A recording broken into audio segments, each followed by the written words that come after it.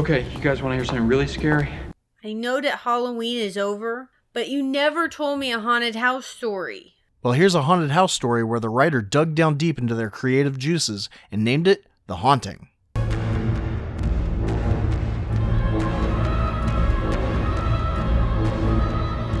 Well, actually, that makes for a very good bedtime story. So we meet Eleanor, whose mother just died, and her sister wants to hire her as a maid because they want to sell her apartment. Once probate closes, we can put this apartment on the market. But I don't know how they're supposed to sell the apartment when they're renting it. We already owe 2 months worth of back rent. We're trying to help. We also have her brother-in-law, who's somehow in charge of the will. He's not even real family. And this little ginger bastard. Really creepy.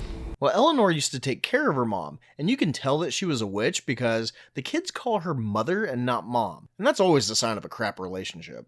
I've cooked, I've cleaned, I've mopped up her urine. You call that an unpleasant detail? Well, she gets a call about a sleep study experiment, and she signs up for it. I can be a victim or I can be a volunteer. I'm gonna be a volunteer. But we find out it's really an experiment on fear. The only problem with fear is... You just wanted to scare the hell out of us. Oh, shit. That scared the hell out of me, too. So she goes to this huge mansion in the woods where the caretaker is both expecting people to show up, Well, I'm with Dr. Marrow's group. but is also unprepared for guests. Well, what are you doing here? So she asks him, Why do you need so many chains? How many are there? one, just one. Eleanor lets herself in the house and looks for the caretaker's wife. You must love working here. So far. She takes her to her room where she passes an obscene amount of statues that Mrs. Dudley has to keep Eleanor from being distracted by.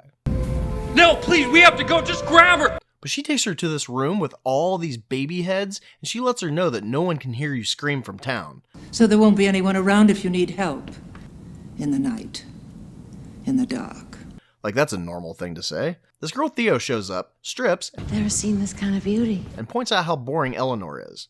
Blank canvas.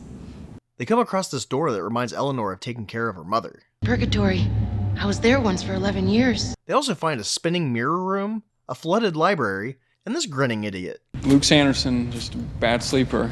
I don't sleep. Ever? No, not at all. The doctor shows up with his assistants and explains the rules of the study. You don't tell the rats they're actually in a maze. I don't know, I just think Dr. Marrow's up to something. Like rats. Rats in a maze. The doctor then tells them the backstory of the house. The owner wanted lots of children, but never had any. I don't buy that for a second, that Hugh Crane was this lovable old tycoon with a soft spot for kids.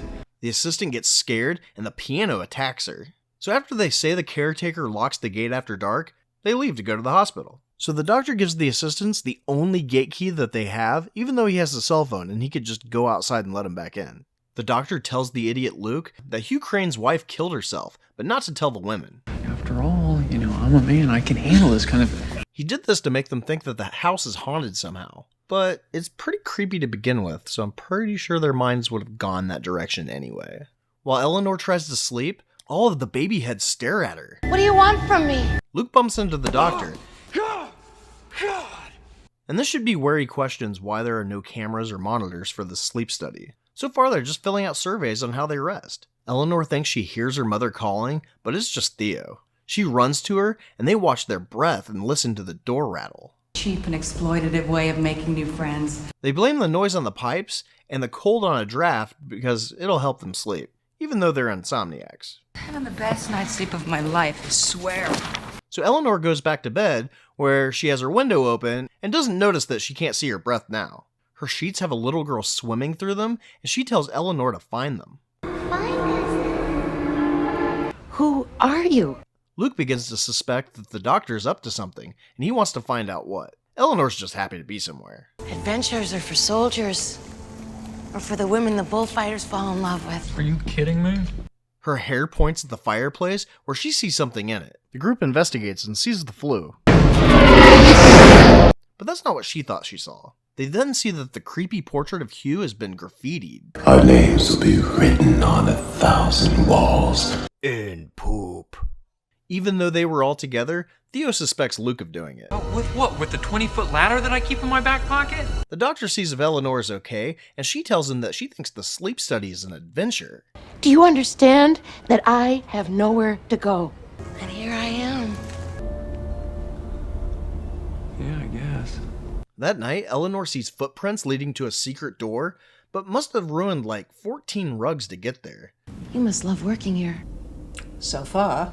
Apparently, Crane left a ledger of all the child laborers that died, but the ghosts we've seen have been like 6. But maybe we just don't hear about those pages. She shows Theo the dead kid book and tells her about the bloody footprints that led her there. But instead of checking on the dead kid ghost bloody footprints, Theo just goes to bed, which is a little out of character for a thrill-seeking insomniac.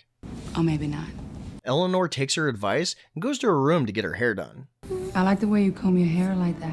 The next day, we find the idiot Luke is onto the doctor's plan. Where you pretend that it's a study on insomnia, but what he's really interested in is seeing our reaction to these phenomenons he's obviously behind. And after 2 days, we still haven't heard from the assistants. I want you guys back as soon as possible. Maybe they didn't have enough butterfly band-aids in the state of New York.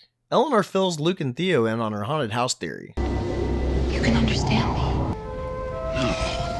She then sees some photos that point her to the fireplace, where she finds bones in the ashes. Seen him. It's a lot to dust. She hears voices coming from a door, but a giant hand pushes her away. She runs to tell the group, and the doctor reveals the truth. Theo yells at him for tricking them, You don't care about us. so he goes to look in the fireplace. Well, Eleanor finds the doctor's notes, and turns out he's not a very good doctor at all. He's misdiagnosed pretty much everybody. He's got Theo being a narcissist.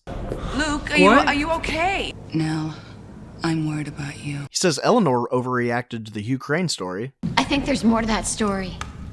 I can feel it. It's all around us. Christ, I need a drink. And he also says she doesn't get along with the other patients. I'm starting to like this house.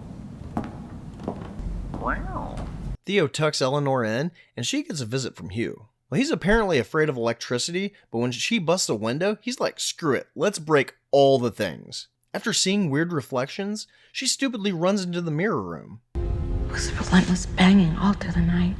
She follows a ghost onto a balcony, and when the doctor tries to save her, Hugh sabotages the stairs. Oh, you gotta be careful. And his phone falls and shatters like an ice cube. Must not be a Nokia.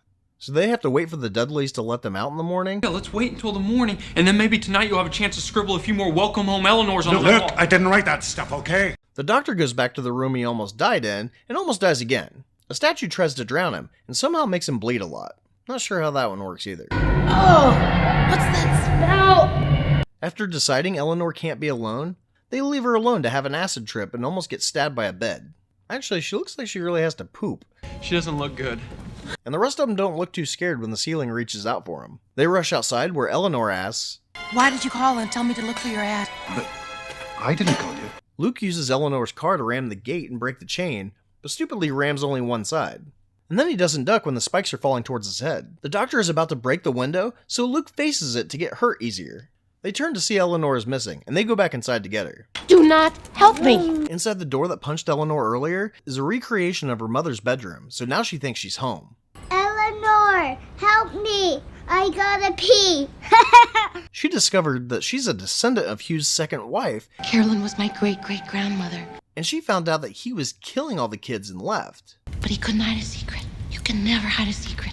What if she's right? So now that we know that Hugh Crane is actually Eleanor's great-grandfather, you can kind of see how her family turned out to be jerks. Even her grandmother ran away with her own child, knowing he was still killing other people's kids. She also thinks that the ghost children are her family. I have to stay for the children. They need me. Now the children are dead. But her grandma's the only kid he had. Hey, shut up. Kidnapped kids almost count like adopted kids, and their family. But you're right, Hugh only murdered other people's kids. Happy Hunger Games, and may the odds be ever in your favor. But she thinks Hugh can't hurt him if she's around, so she wants to stay so the others run away. They try to get out, but the door's all closed and the windows are unbreakable. And they decide to give up on living when the doctor gets cut. Burn the house down. Come on, let's burn it down right now! Luke slashes a painting of Hugh, and Hugh pulls the rug under him towards the fireplace, where he makes no attempt to get off of it. And he doesn't duck, even when he's alerted that the flu is coming to decapitate him. Alright, let the good times roll. The fireplace then vomits all the little kid bones. You must love working here. So far. Eleanor tells them that Hugh wants them to play hide and seek, What does he think this is, a game? and then she beats off a griffin. Wow, you're so dominant. She sees that a painting has the same necklace that she took from her mother, and realizes that he might listen to family. She calls him into the lobby, and he shows up like the Grim Reaper. Theo and the doctor got really bored of playing hide and seek, and they show up too. And Hugh gets really mad when Eleanor stands up to him. And she looks at him right in the eyes and says, "You go to hell, Grandpa." And he's like, "Okay. Well, I didn't realize that was an option." It states in plain language. And then he goes to hell, but kills her on the way. All the children get to go to heaven, and the Dudleys let Theo and the doctor out. What is it about fences? So Eleanor's now made this house completely ghost-free, and died. So once they do a police investigation, they're going to realize that she's family. Technically, they own the house, and it's going to be inherited by her sister and her crap family. We'll let the courts handle it. You must love working here. Lou and I are very busy, and we could use someone to help us with the cleaning and the cooking. No one could. Silly people. I grant you. Liking and subscribing. It's a big, sexy idea.